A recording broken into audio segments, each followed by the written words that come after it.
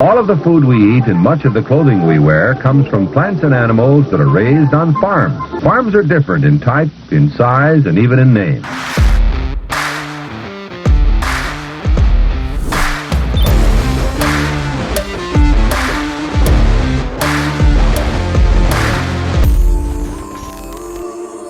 Welcome to Barn Talk. What happens at the barn stays in the barn, but not today. We're going to let it all out for you guys. I apologize if I sound like shit. I'm getting sick. Well, I kind of already am sick, so bear with me if I sound congested.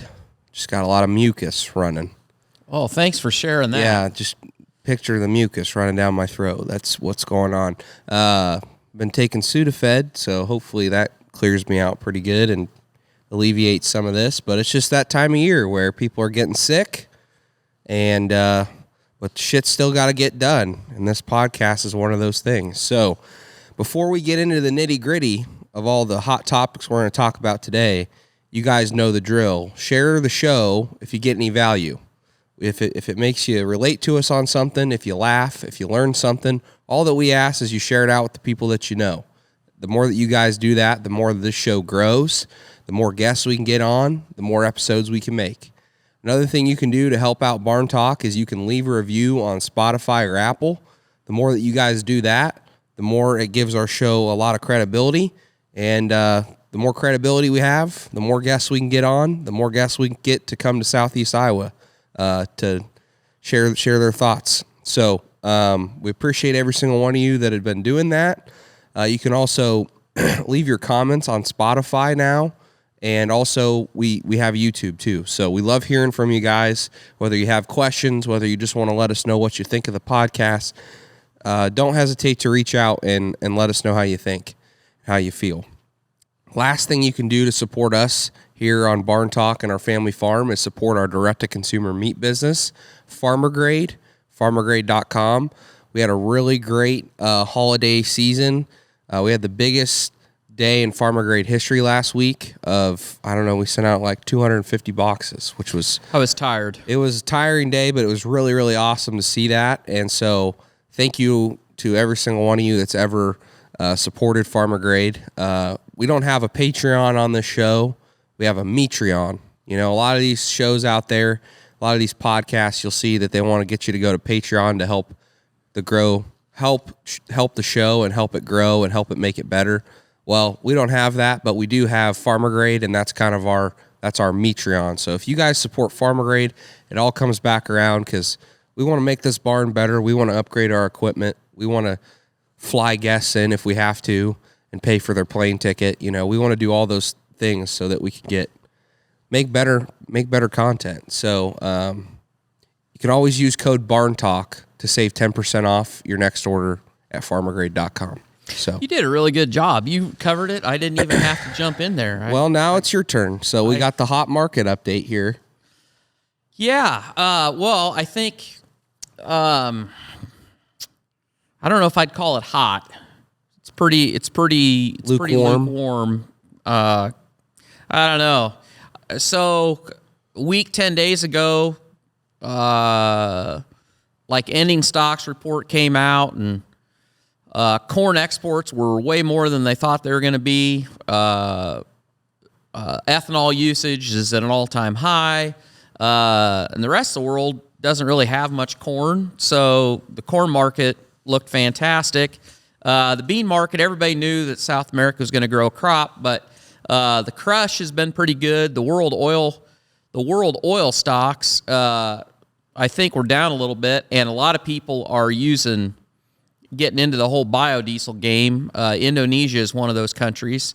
And so everybody was feeling kind of good. And then the wind changed. And here, beginning of the week, the sky was falling and beans were down 20 cents one day, I think. And now everybody's got it in their head that it's all doom and gloom. I guess the shorts are running the show. But the past couple days, it's kind of bottomed back out, and now we've kind of headed back the other way. So I don't know which way is up, but I feel like we're kind of stuck in this trading pattern.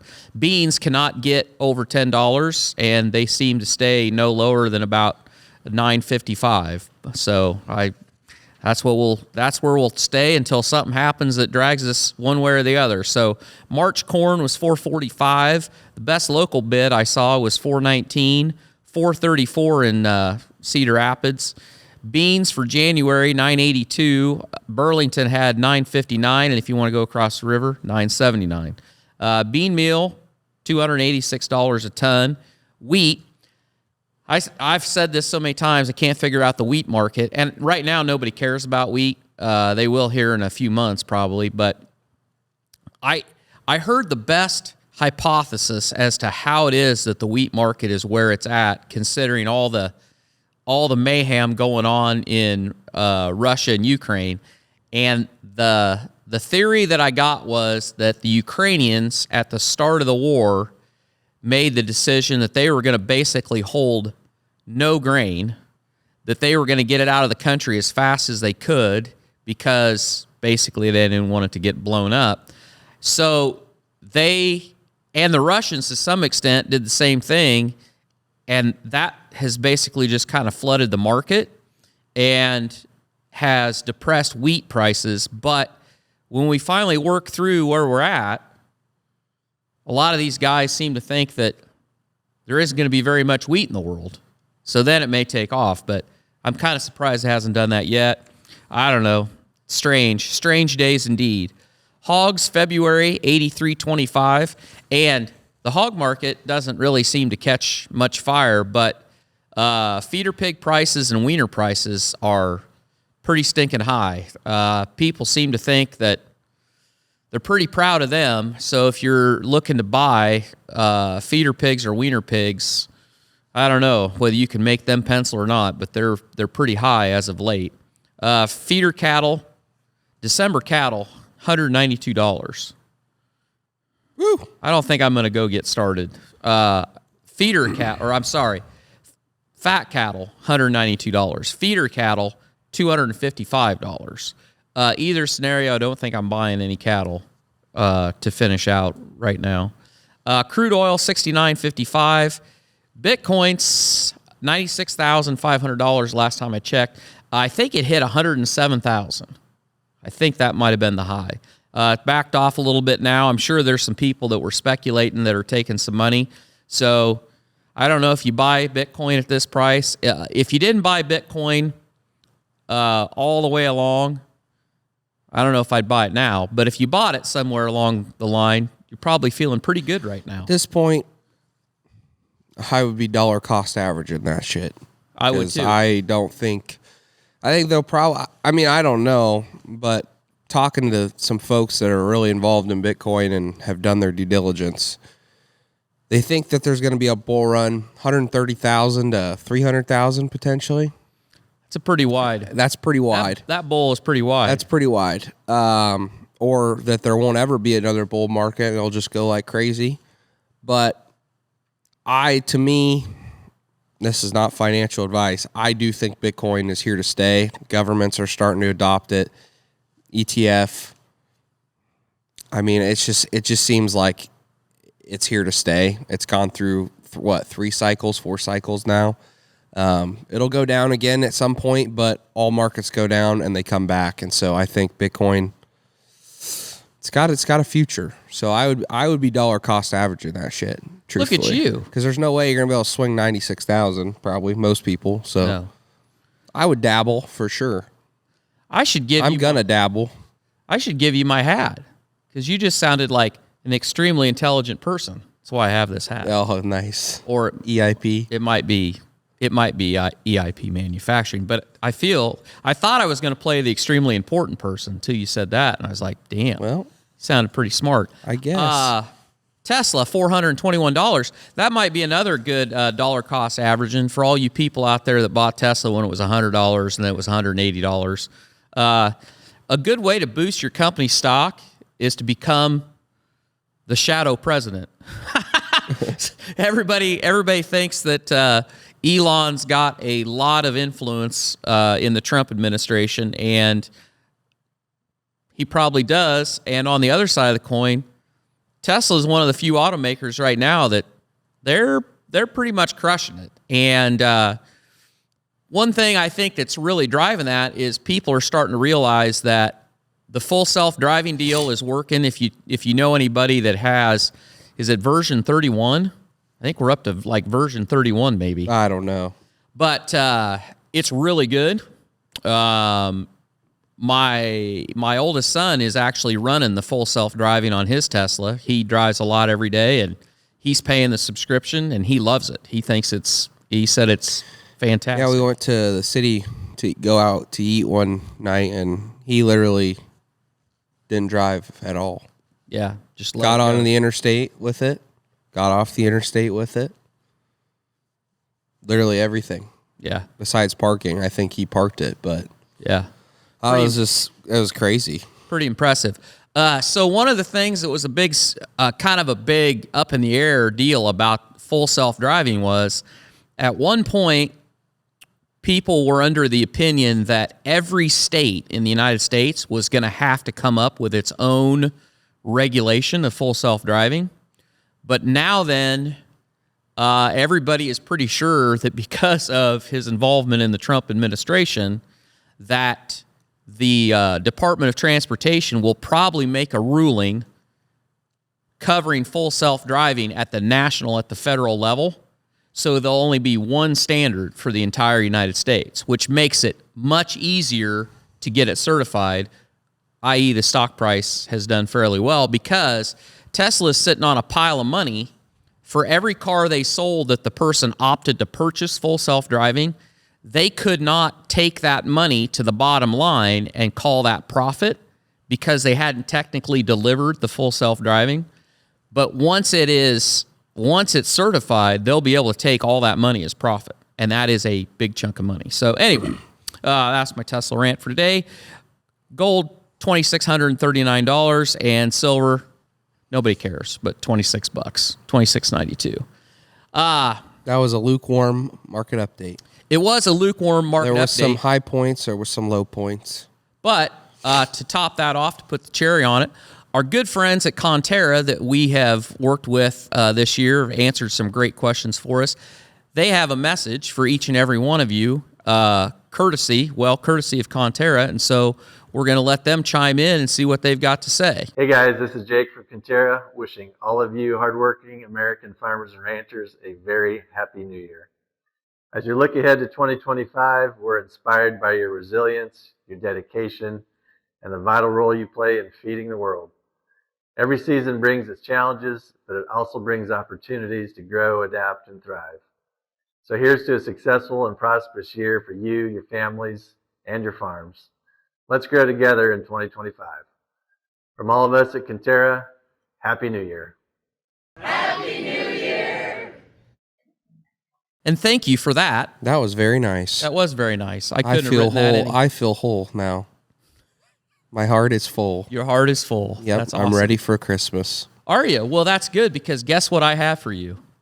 I can't wait. I have Hopefully Christmas. It's not cold for the 24th year in a row, 5th year in a row. Now, that's not true.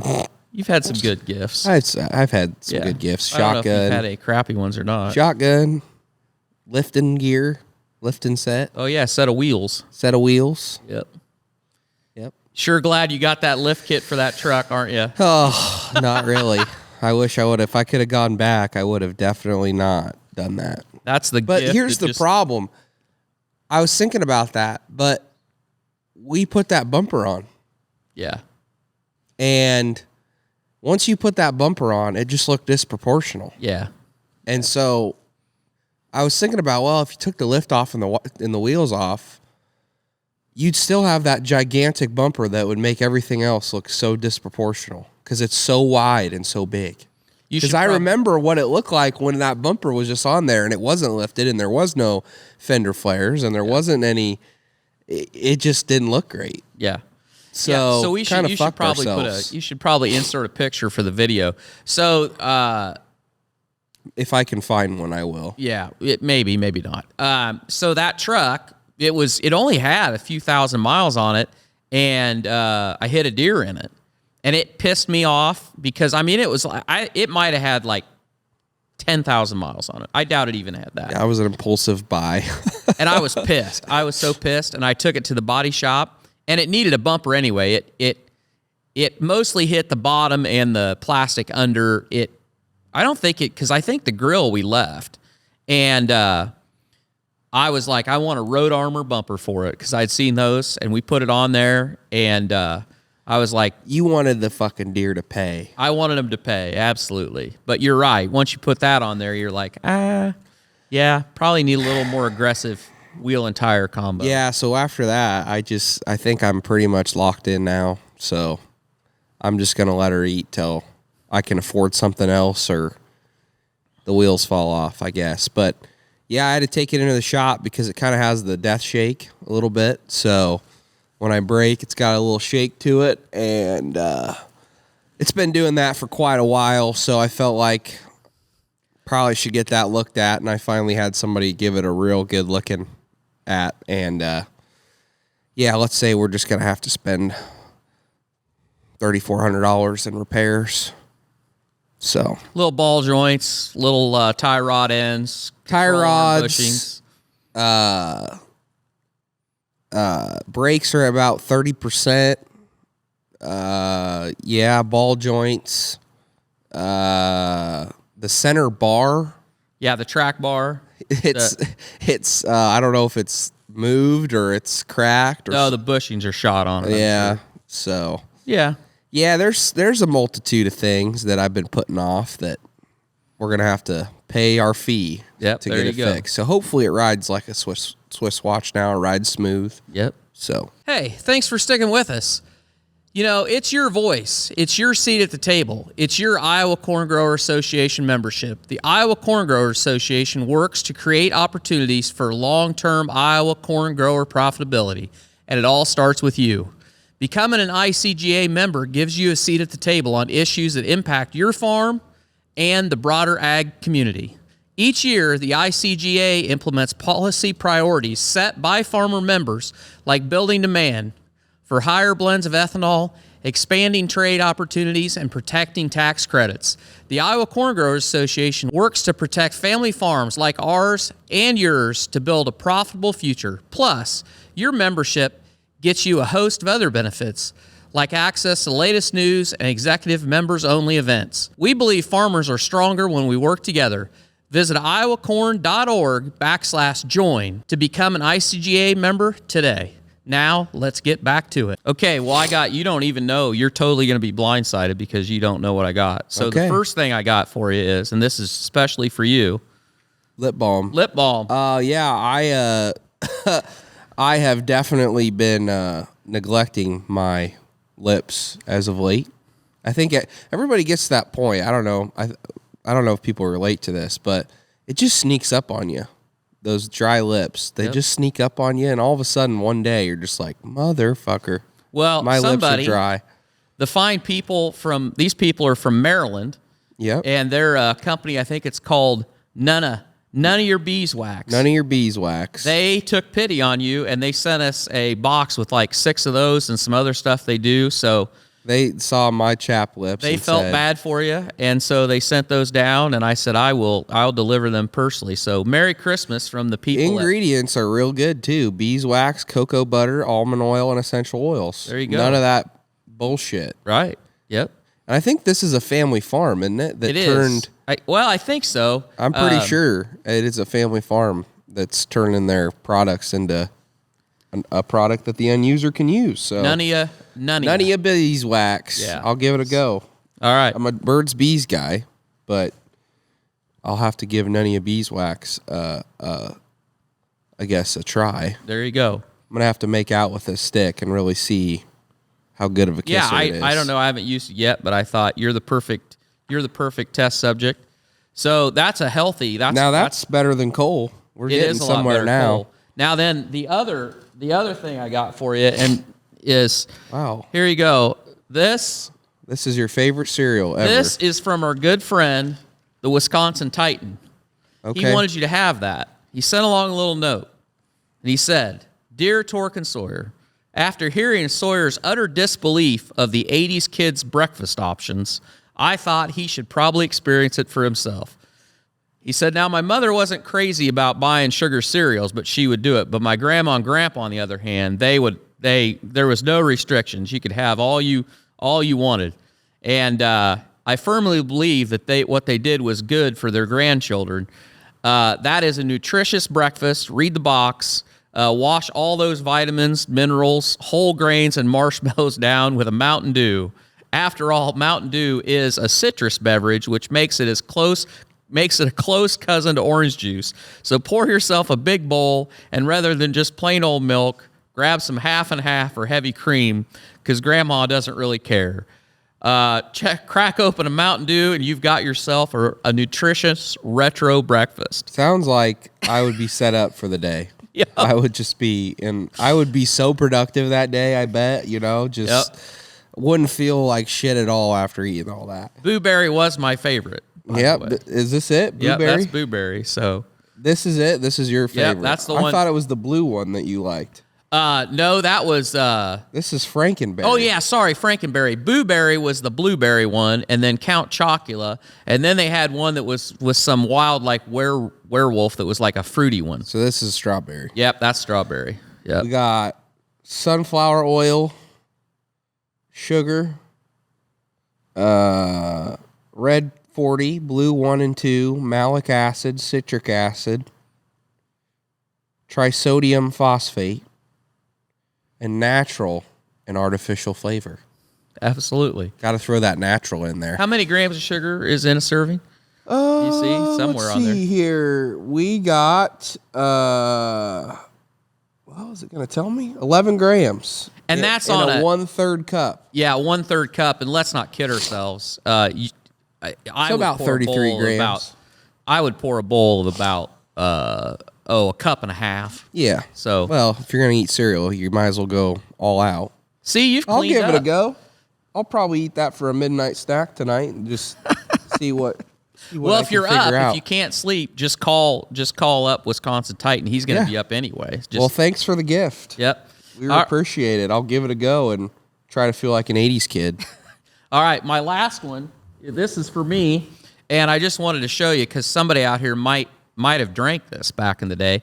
I never did, but we had like a friend's Christmas get together, and we had a white elephant gift, and I got this from my good friend Mr.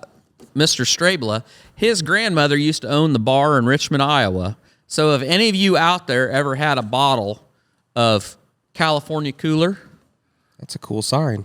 I was a Barlow and James guy, but I'm going to have that displayed proudly. So one man's trash is another man's treasure. That's right. I latched right onto that, and I wasn't trading that. Because I was pretty scared because you know how the trashy gift thing works. You draw numbers, you get a pick, and then you get a steal. And I was like, nobody's stealing this. Yeah, I've done that a couple times, and you can get screwed pretty quick. I know. The worst is when you get a low number, but you're not like a 1. Because the person that gets 1, it's 1 both ways. So everybody steals their shit, but at the end, you get the last hurrah, so you can steal whatever you want. Yeah. It's really bad is when you're like 2. 2's the worst number, I think. Because they're going to take the best, and then they're going to get screwed. So anyway. Well, I didn't get you anything. No, I didn't get you anything. Yours are waiting for Christmas, so. You're right on the knife's edge. So I'm waiting until the day before Christmas to decide whether you deserve anything or not. Santa's been trying to tell me to have a little more empathy for you. Thank you. So I'm thinking about it too. I appreciate it. Yeah. It's awesome. Yep. He's been in my ear. So what do you want to talk about? Well, there's a lot to cover here. I mean, not a ton, but we could go a whole multitude of directions. We got that budget bill that bill that got passed that was originally 1,500 pages now is 116 pages. So you can talk a little bit about that to the people because you're pretty amped up about it. Well, I just thought we should probably cover that because that all just went down. So, the government was going to run out of money. The sky's falling. And so we were going to pass a continuing resolution. And that turned into like this massive, massive pork barrel, classic government. Oh, don't ask what's in it. We'll tell you what's in it after we pass it. We got to get this done. The government's going to shut down right before Christmas. Nobody's going to have any money for presents. I mean, it's the government workers are going to starve. So got to pass it. But something strange happened. The contents of that bill got out everywhere. And I think old Elon was a big part of that. He really pushed showing everybody what was in it and all that, and the whole thing fell apart. There was like a $70,000 per congressman and senator pay raise, like bunch of shit for their health care because I'm not going to speculate on that, but anyway, they were supposed to there was a lot of benefits in it and just a whole bunch of, what you would expect, stupid stuff. And that didn't pass. And then they came back and they tried to pass it again, and it was dramatically smaller, but it didn't pass. So then somebody put up the proposal that they would just pass each amendment to the bill separately so that every congressperson had to vote on each thing. And nobody wanted to do that. And so the compromise was, I think that the finished bill ended up being like 114 pages. And, of course, they raised the debt ceiling. I don't know why they don't just raise that son of a bitch to infinity. Because it where doesn't, we're going. Nothing's going to stop, and they're just going to keep printing money till the damn thing breaks. So if you want to run it in the ground, I mean, just let it go. I don't know why it's even a big deal. I think the only reason they do it is so they have an excuse to push a bunch of this shit through when they feel like they need something. Pass a bill with a bunch of other shit. Yeah, I think that's it. But anyway, there was a bunch of money in there for disaster relief that needed to be passed, and a bunch of money for military maintenance that I guess hasn't been getting done. And then the farmers got a kickback out of it. And what's funny about that is I don't think that there's very damn many farmers out there that wanted anything to do with that. But if you've paid attention at all, farm credit, what's the other big ag Hills? No.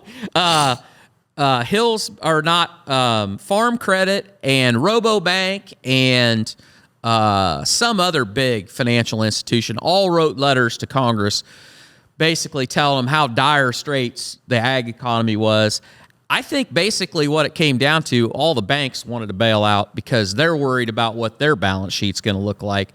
They don't give a shit about the farmers unless they have any that are going to go tits up, and then they can't have that. So that got passed. We'll see how that all rolls out. I'll keep checking my mailbox and see how much I get.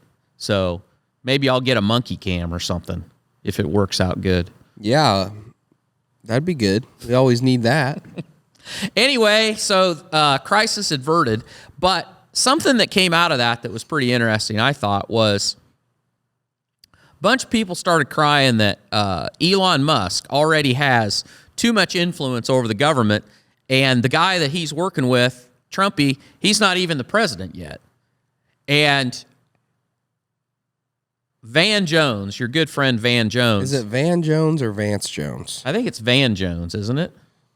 It's this guy. His last name's Jones, and he cries on CNN quite a bit. He's very passionate, and he's a big lib. But he made the argument that Elon is like the shadow president already, even though he's not president and the guy he works for isn't president. And I thought it was pretty good. They had another guy on there, and he made the comparison and said, well, I'd be happy to debate you on that, but if you're worried about him having too much influence, what about all the people that have been running Joe Biden for the last 4 years? Yep. And then he didn't really have anything to say about it. There's been a lot of shadow presidents the last 4 years. Yeah, 100%. So, but I think that's just foreshadowing as to what's to come, because Elon was on the cover of Time magazine, and I haven't picked up a Time magazine in about 15 years, but it's about the size of like a farm magazine now. It's about 30 pages, and I think probably 15 of those pages are ads. There's not a lot of meat on the bone when you pick up a news magazine anymore. But anyway, and people are already lining up to bag on him that he has too much influence. And my answer to that is, I think the guy is pretty fucking smart. And I would, if I was president, I'd want to have some people advise me that are pretty smart. And I think he foots the bill. So Yep, I agree. I'm okay with it. I'm okay with it. I like the whole idea of Doge. I do too. Let's fucking chop off all the bullshit government that we don't even use and that's not serving us. I think that'd be awesome.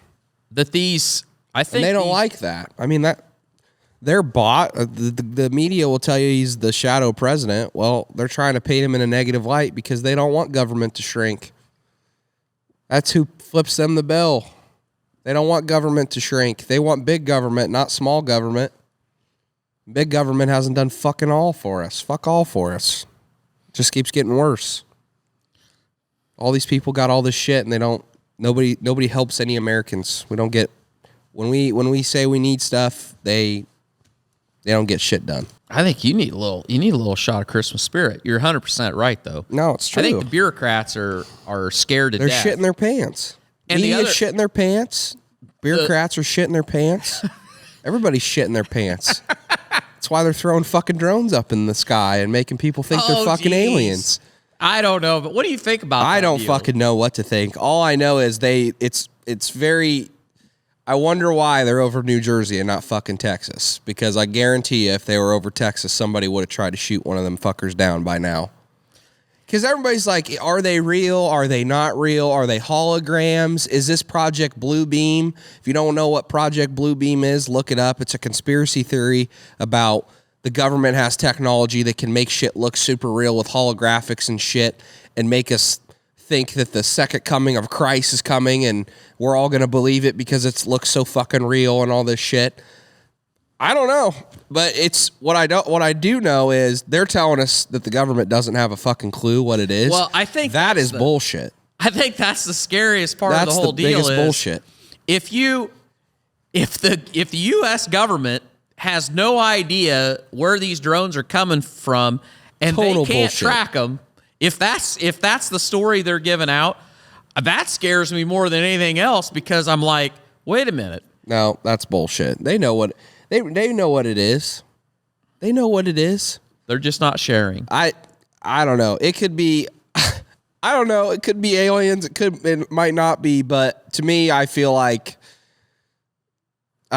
it's hard to say, but somebody needs to try shooting one of these fucking things down is what I think. If you shoot a bullet, everybody shoots some rounds at this thing and it doesn't fucking, you don't see anything happen. Nothing gets, you don't see any reflections or deflections.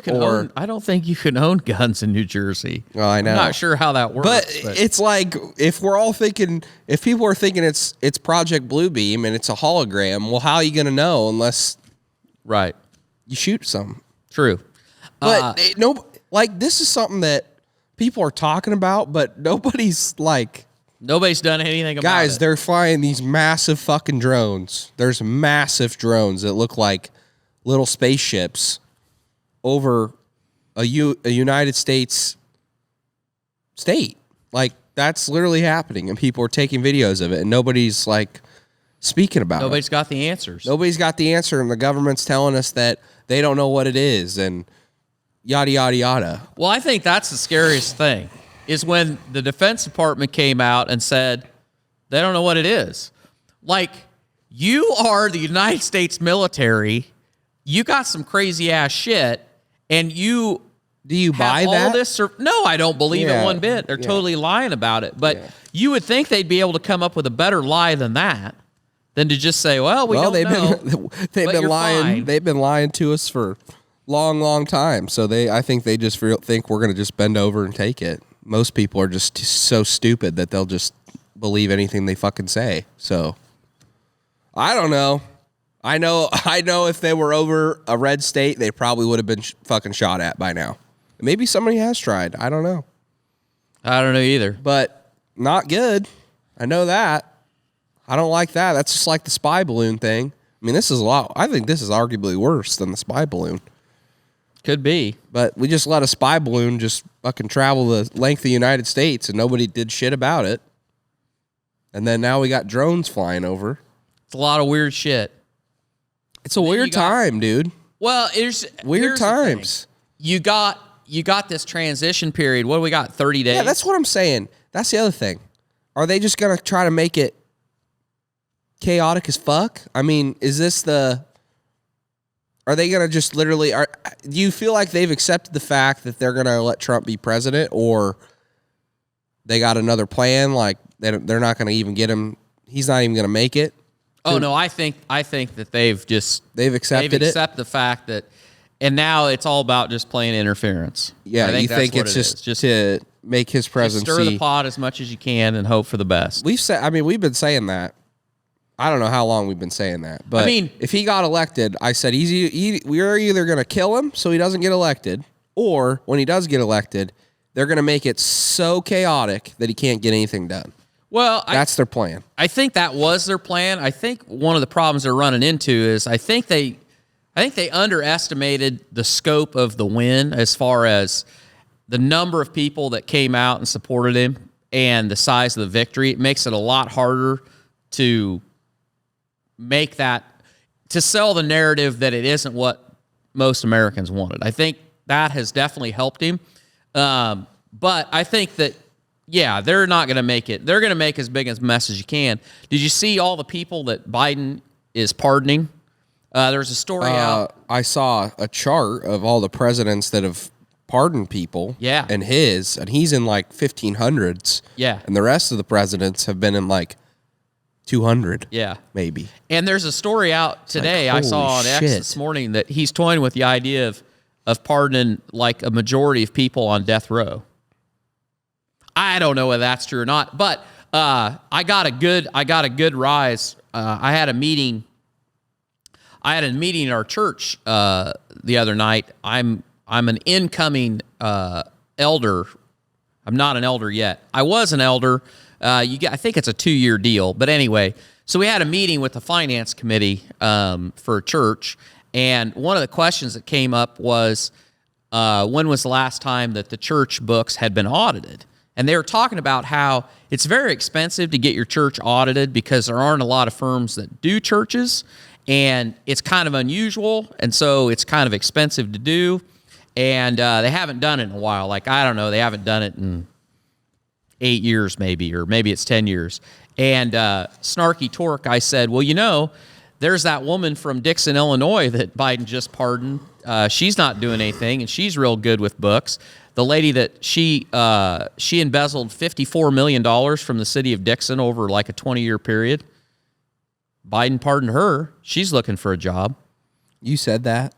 I did say that. It didn't. Jesus. It got a pretty good reaction. Oh, I'm surprised you didn't get. Oh, now we were at church. Nobody's going to say anything. Okay. I was just trying putting a target on your back. Put a little humor into things. Yeah, well, that's what you do. But yeah, that was a real odd pardon. But there's a lot of them. Then they pardoned that judge from Illinois that was literally accepting money. He was accepting money to send boys to it was like a boys' prison. Basically, it was like a reform school, but he was getting bribed to send boys there, and they were being abused, and Biden pardoned that guy. And he's a scum of the Oh, he earth. likes smelling. He probably stopped by at that Sniffed boys' a few. school, sniffed a few, and I don't know. he likes making his stops every Crazy. once in a while. Crazy. Yeah, I think stir up the chaos. Let people into the southern border like fucking crazy. Let the drugs run rampant. Pardon as many fucking crazy ass people as you can, and let them out of prisons, and you fucking let her eat. That's what they're doing. What was your biggest, since we're getting down to the end of the year, what was your biggest surprise? Biggest surprise? Well, I guess of 24, if not, it doesn't have to be like countrywide. It could be on a personal scale. Whatever you want to share. Well, I will say I will get a little political. I am glad that the American people pulled their head out of their ass and realized that having an old elderly guy that shits his pants and eats ice cream and doesn't really run the country, getting him out and not having him be the president anymore was probably a wise move. Did it surprise you? Did it surprise Did that me? election surprise you? No, it didn't really surprise me. I felt like just with the temperature of people I talked to and just what I was seeing on social media, I mean, Trump was being talked about. A lot of people were voting for Trump of all demographics. Didn't matter. Women, black men, Hispanics, white men, young men. It just was. It was a lot of people were talking about it, and I just think a lot of people are struggling and they're sick of this shit. And it's crazy that Joe Biden is our president, and they needed a change, and they wanted somebody that had been there before and is fighting the way that he's fighting for this country. And so that was, I guess it was kind of a surprise, because you also have that, you got that voice in the back of your head that's like, I guess you would say that you probably, what you're talking about is you were surprised that they allowed the results to come in the way they really were. I mean, I don't know. I just, I was surprised that I was just surprised it went so clean. I know. It just like that night we kind of knew, and I was like, okay. When they called Pennsylvania, I was like, is this real? Really? Yeah. Is this, I feel like this is surreal right now. Is this real? Like, what can happen from here? So yeah, I think that's kind of the big one. Personal life, biggest surprise. I would say, I mean, we had a really great year at Farmer Grade. I mean, I don't think that's necessary. I wasn't surprised by it, but when you're just in it every single day, grinding and thinking up systems and building out processes and just executing on what you think is right, it's nice to see it paying off, Were you surprised this year building Farmer Grade to where you are right now harder than you thought it'd be, or easier, or about what you figured it would be? I mean, I think it's harder. I mean, I'm okay accepting that, but everybody will tell you that.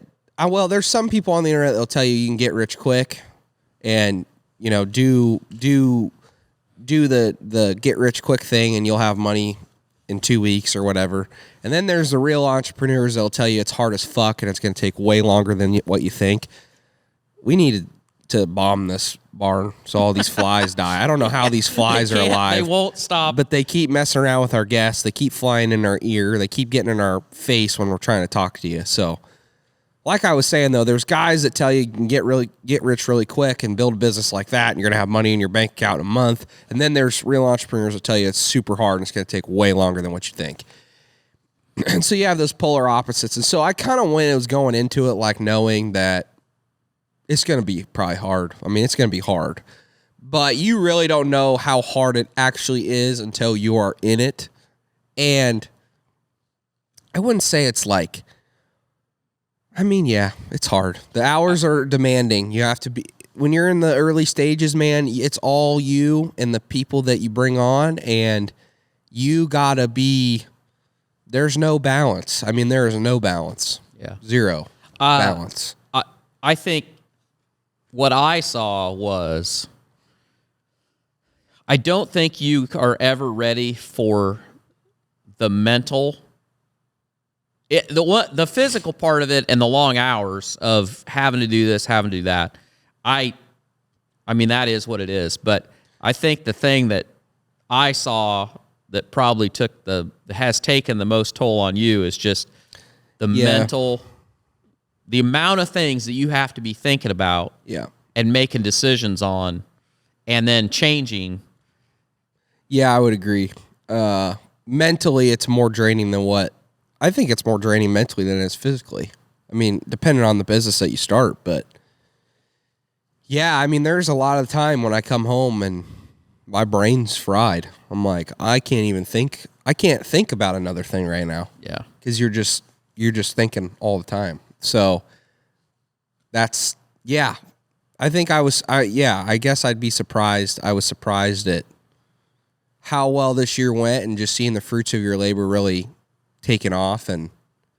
But yeah, it's definitely for anybody that wants to start a business, just know it's not easy. It's not easy. Depending on what level you want to take it, I mean, it just requires more the more that you want to grow it. That's the bottom line. That's what it takes. Until you have a whole team, until you have a team established and you can offload some of that thinking and offload some of that workload and have those systems built, have those processes built. Till that point, I'm not there yet. It's, it's on your shoulders. So, yeah. Yep. What about you? What surprised you this year? I didn't really think I answered that question well. I apologize. No, you're all right. I just kind of, I don't know, shot from the hip, I guess. Yeah.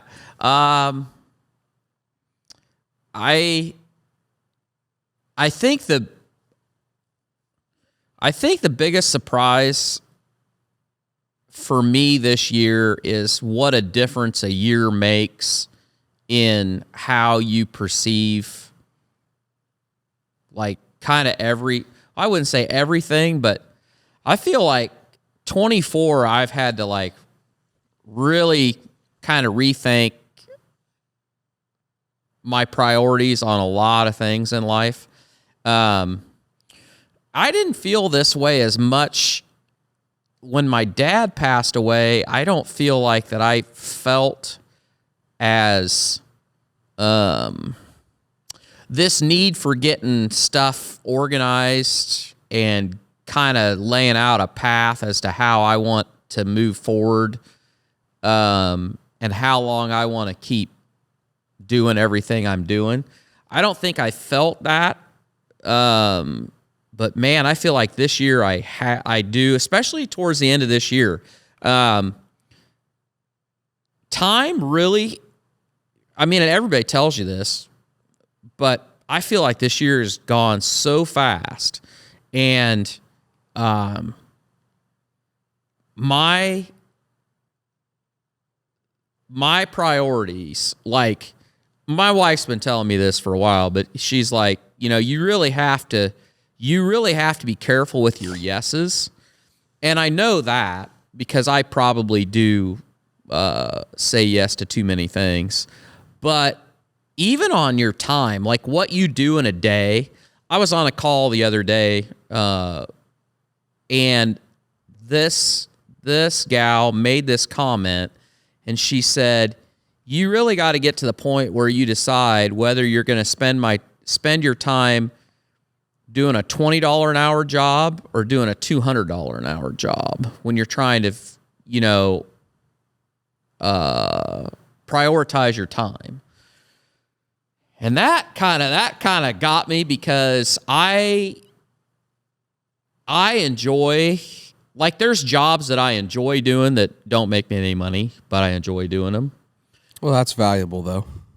It is valuable, but then when you think about what you could be getting done from a strategy standpoint or from a, like, directional standpoint, just organization and getting pieces in place, like, you start thinking about trying to run everything that we've got going on the farm side of it.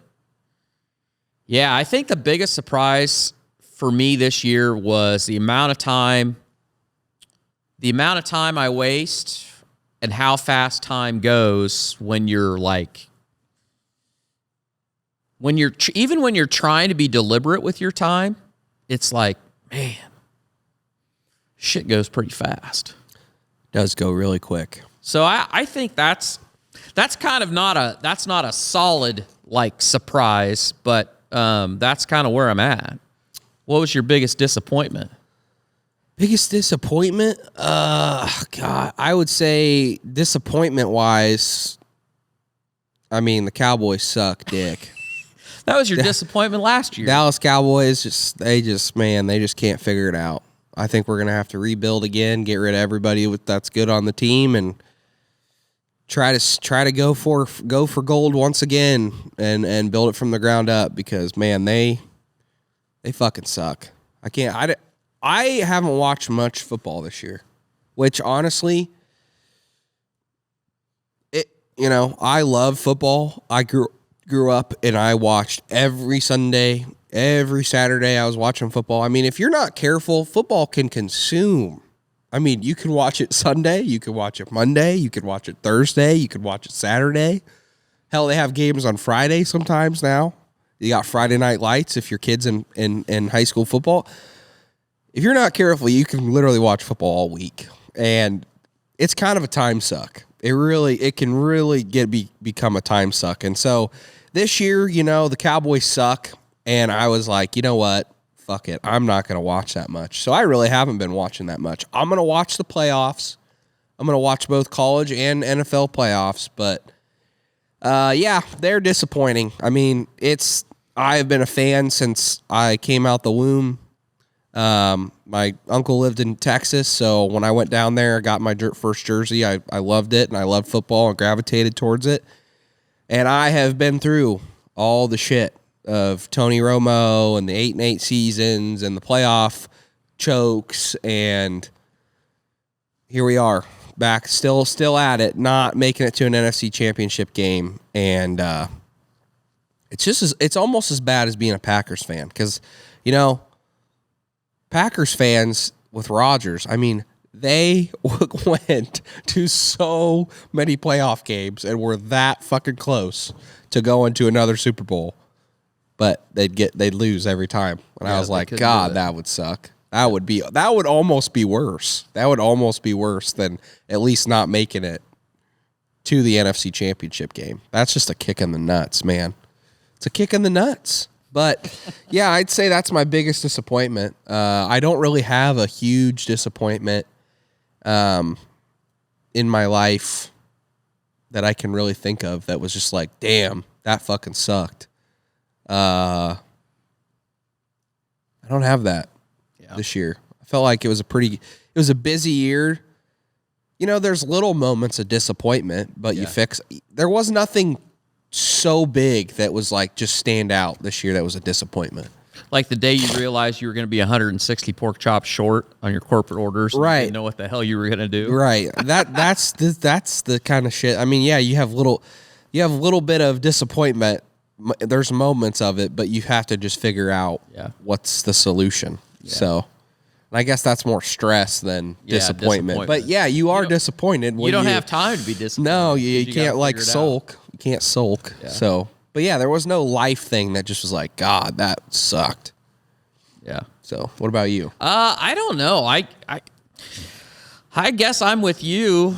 I don't have any like personal things that I really was disappointed. I wish I would have done a better job marketing my corn crop, but at the same time, I don't feel like there was, I just don't feel like there was a good opportunity to get it marketed.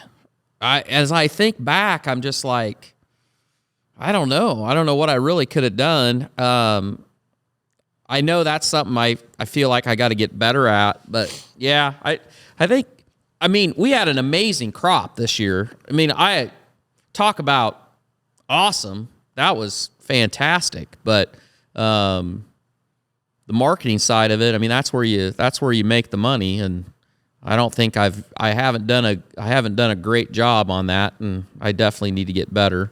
Other than that, I mean, I don't know. I don't really have any disappointment. I'm looking forward to 25. I can tell you that. Next year is going to be an awesome year. It will be. There's a lot of things that we've been doing that are all starting to come to fruition. And for those of you that are still curious if the manure separation thing is still a thing, it is still a thing. It is back on track. We are.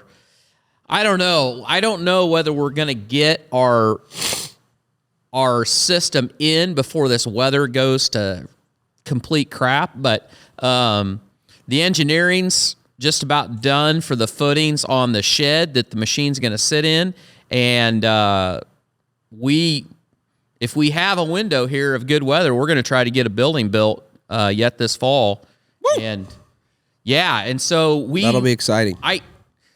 I hesitate to say this, but I really don't think that anything is going to stop us now. Knock on wood.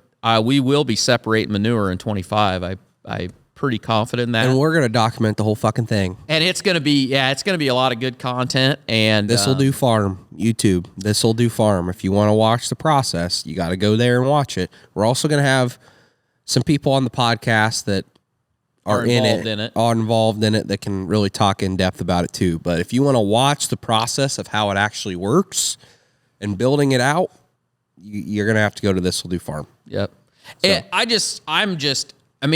I'm really excited for it for our part of it, but for the pork industry, for the guys out there that have got these sheds that are stuck and we haven't had a pay raise since basically we build them, I think that we may be on the edge of a new revenue stream for a lot of hog farmers that may help rural America, to be honest. I mean, I think it could be a really big turning point in animal agriculture. It could disrupt the industry completely. I believe it can. So anyway, I'm really looking forward to that.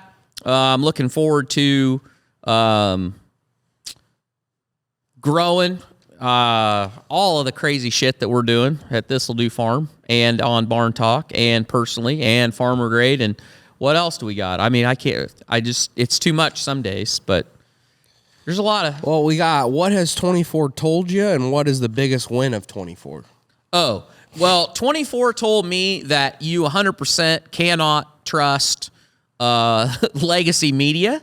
And it's like we have said since pretty much we started this, you really got to count on yourself. You got to do your own research, and you got to learn for yourself what your truth is, what the truth is. I don't want to get caught up into this. This is my truth. That people find their own truth. This is my truth. The truth is out there, and a lot of times we're not told what the real truth is. But 24, that election to me, that's what the blueberry hair people say. This is my truth. Oh, hey, snarky side note. That's what they say. RFK, they've said that he wants to ban, Red 40? He needs to ban blue hair dye. I believe that blue hair dye is a bigger epidemic than Red 40. And I'm not talking about highlights. I'm fine. You want to get a little blue tint, that's fine. But these people that are 100% true blue... Yeah, that's a sign. I think that dye does something. Well, maybe they're eating too much of the Red 40, and it's turning their hair blue. Well, or it's compulsing them to go get blue hair. I don't know, but man, you need to look into that. Yep. So that would be less blue-haired people, the better. Feel free to let the hate flow. Just let the hate flow. I think that's a pretty. Is that a universal truth? That's a universal truth. If you see somebody with fucking a whole head of hair that's fucking all the way blue, most people are gonna go, yep, she's off her fucking rocker, or I'm probably gonna steer clear of that guy or that girl. Yeah, no, that's true. I mean, everybody's gonna think it. It's whether true. They're gonna say it or not. Everyone's fucking. I would say that if we were to rank the most divisive hair colors, blue would be the top. That'd be the most divisive. Yep, it is endangering. Yeah. It really hurts my feelings. It is. I do. I get if I'm sitting in a restaurant and the server comes up and that server is 100% blue hair, I'm like, oh man, I'm scared. I'm visibly. Do you want to eat your food? You got to ask yourself. I want to try to come up I want somebody to call me so that I can fake that I've got, and it's something I got to do, that I got to get out of there. Yeah. Because you just don't know. It's a wild card. Yeah. It's a wild card. It rubs off on you. Anyway, 24 has told you the legacy media cannot be trusted. Yeah, it just totally does, because that election was overwhelming, and for them to say they didn't see it coming, they all saw it coming. They knew that they were propping up. I think the thing that really rubbed me the wrong way on that whole deal was the fact that I totally am good with all these actors and celebrities that are libs, but the fact that candidate was such a poor candidate on the Democratic side that people like Oprah and Beyonce wouldn't just help them because they were liberal. They had to pay them. Like, they had to pay them big bucks.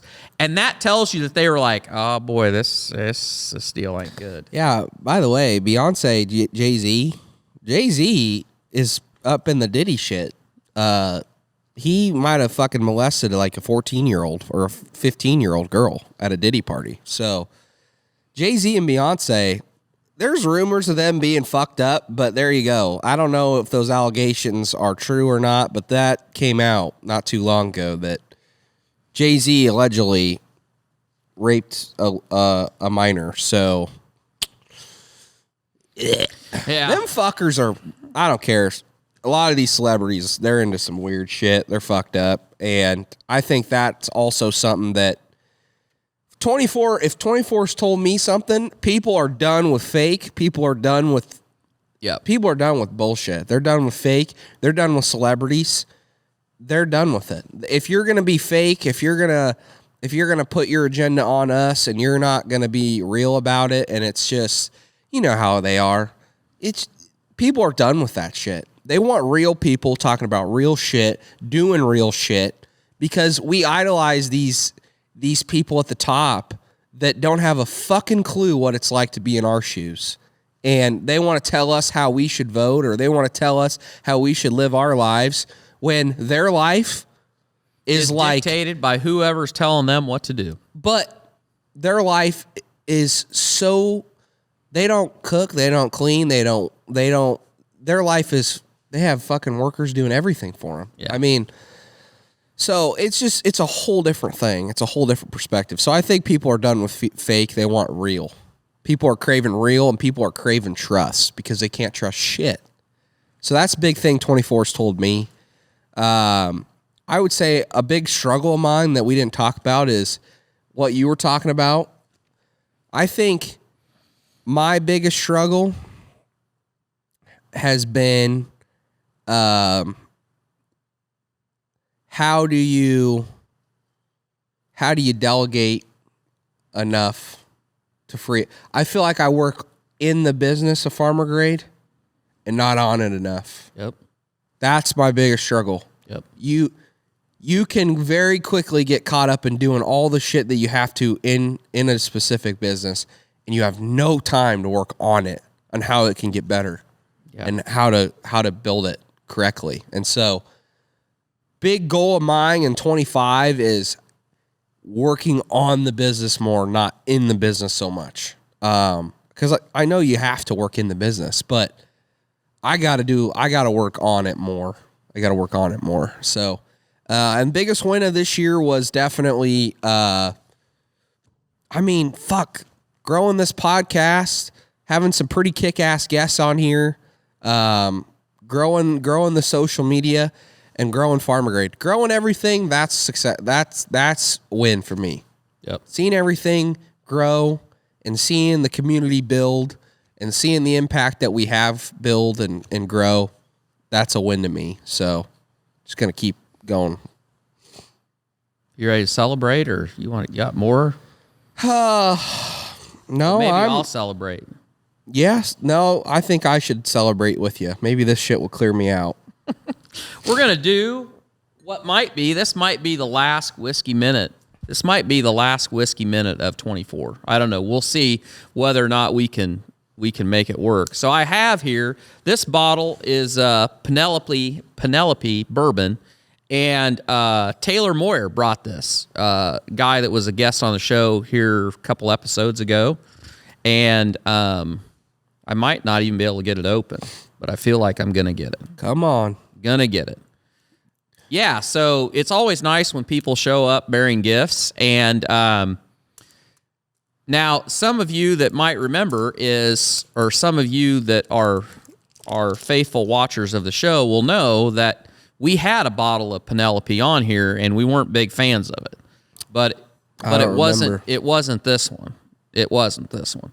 So this is straight bourbon whiskey, and they're 4 grain is what they call it. It is 80 proof, so it's not very hot. So let's see. Nice. The pop just flew right off. What's it smell like? Smells like bourbon. No, it smells pretty good. It smells good. I'll get you a little one. Yeah, give me a little one. I just need something to clear out my sinuses. All right. That's pretty little. Yep, it is pretty little. You can always have more. Well,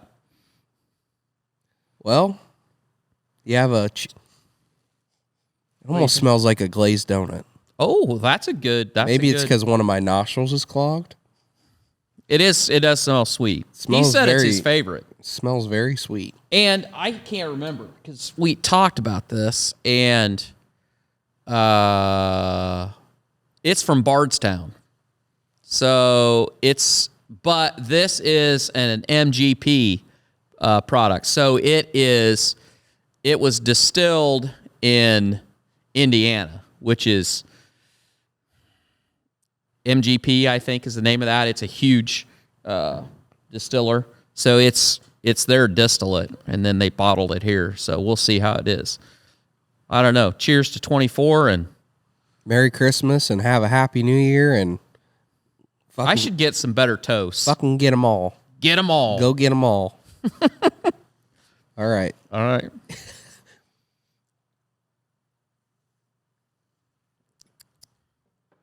Oh, wow. What do you think of that? I think that's pretty good. That is probably about the easiest. There's no punch. No, that's no probably the punch at all. easiest drinking whiskey that I've probably ever had. Now then, the downside of that is it doesn't have a lot of taste on the front end. No. You're but tasting man, it now. It's smooth. And it's kind of fruity on the back end.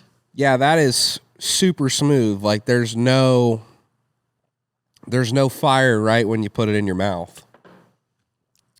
It's not like chicken cock. No, not like chicken cock. No, that's really good. I would drink that on ice. I would drink that on ice. So if you come home one night and you want to sit down in front of the fire or the television and everybody's gone to bed. If you're at Christmas this year and your kids are running around like a fucking pack of coyotes and it is crazy and you just helped your wife clean up and she's ready to be done and you just can't take another minute. Yeah, I would have a short glass of that. That is really good to just sip and think about life's problems and find what to be thankful for. That was, shout out to Taylor for that. Yeah. That's really good shit. He gave us a great recommendation on that. What do you rate it? I think I would rate that like... I'd give it a 9. I'd give it an 8.5 or a 9. I think I would too.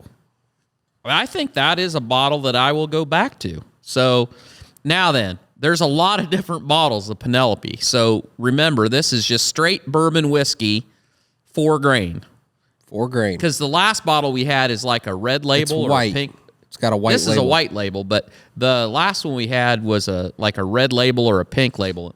That was no bueno. I didn't like that one bit. So anyway, that's kind of like us. We're smooth. We're smooth. This one, I don't know if it was quite smooth, but I don't know if we'd call it that.